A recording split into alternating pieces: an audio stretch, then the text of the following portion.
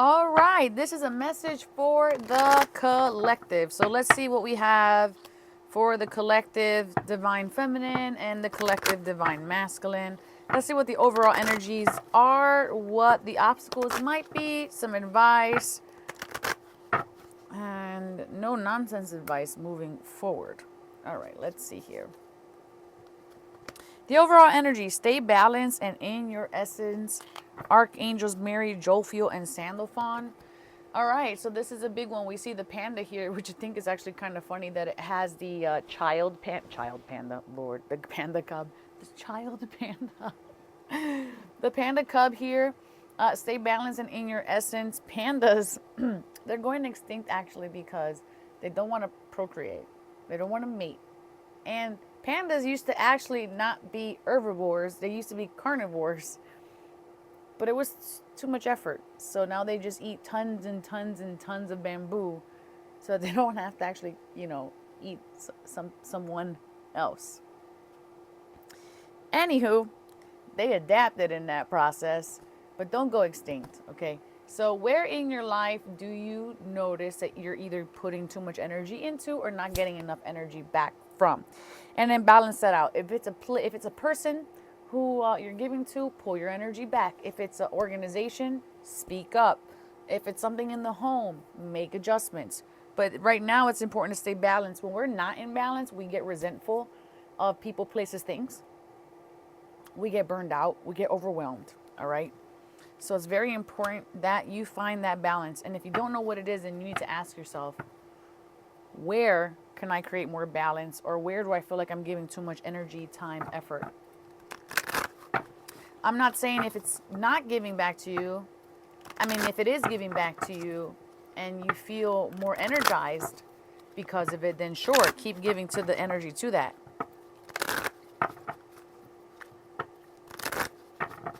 Okay, let's see here. White eagle. Connect to your lineage. A family wound or pattern can be healed now. So what are the family wounds that you feel like could be something that is complicating your life? This could be overworking, this could be alcohol, this could be womanizing, this could be addictions of any kind, actually. This could be only you're going to know. This, I could name things off a list forever and ever. But it feels like as you're bringing balance back into your life, that it's starting to give you glimmers of hope, glimmers of understanding on what the next things need to be. And that's going to allow you to be able to start to recognize where the programs can be changed and how you can actually start healing. All right. So I like that. That's nice.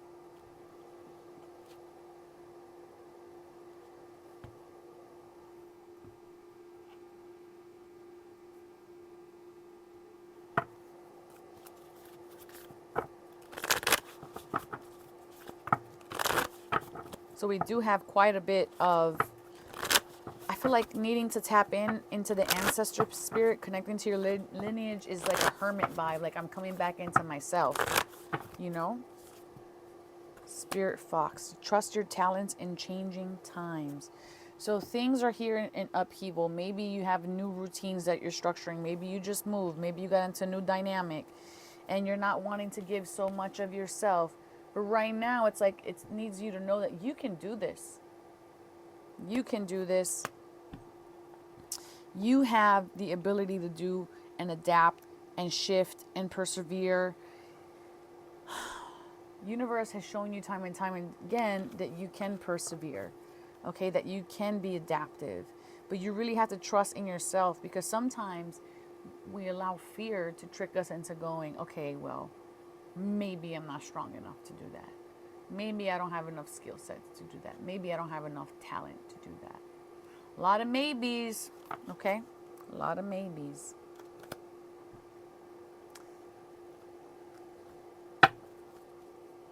All right, let's see if there's any obstacles in the way. Any obstacles for the collective? Oh, they almost... Obstacles. Okay. So what do we have here? We have the Knight of Swords sideways, the Five of Cups sideways, and the High Priestess in reverse. All right, so here with this, it's kind of like saying, are you arguing with yourself? Oh, wow, I just got a deja vu. Wow. I got a deja vu of being in this tiny house. And maybe you can be having deja vus. I just had a deja vu being in this tiny house and seeing my hats where they're hung up there on the ceiling, actually. Hold on, let me show you that's my vision board. And I was looking at my hats, some of my hats. But are you arguing with yourself right now?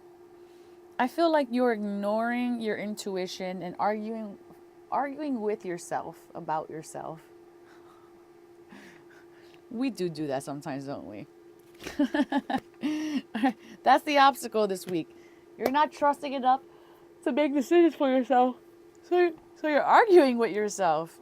What if this happens? What if that happens? This risk, that risk. Oh, Lord. Let's see what we should be doing about that. Guidance, advice. Oh, well, that's a lot. Guidance or advice around us arguing about with ourselves this week and coming back into our trust. I like that first card. The lightning bolts. An epiphany is inevitable today. Ignorance is bliss. But today is all about destruction of ignorance and finding the light.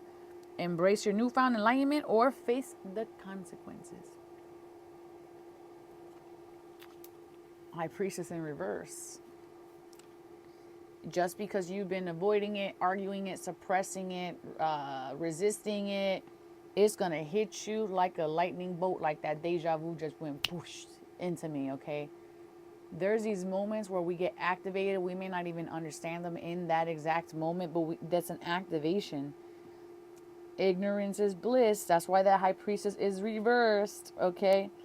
But when we destroy the ignorance, although sometimes it can feel melancholy, like we saw here with the Five of Cups, or it can be painful, ultimately, the more you know, the more powerful you become and the better you are to adapt to your environment and be able to move forward. All right? It's only momentary that we feel like it's a lot. All right, that's the advice moving forward.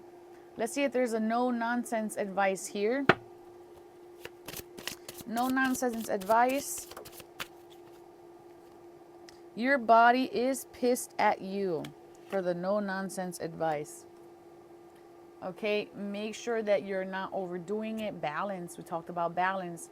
That you're drinking enough water. You're drinking enough sneeze. Why is my mouth not moving? You're drinking enough water. You're getting enough sleep. You're recognizing where you need to make good routines at, all right? And then set intention to create those routines. It's not like something that you just put in the back burner and like, I'll get to it. Like if you prioritize it with a routine, putting it into your day, you can ask Google to do it for you. Put it on your calendar. Then you will prioritize it because it's visible to you, just like my vision board. All right. That's what I got for you, collective. I hope this helps. And I'll see you on the next one.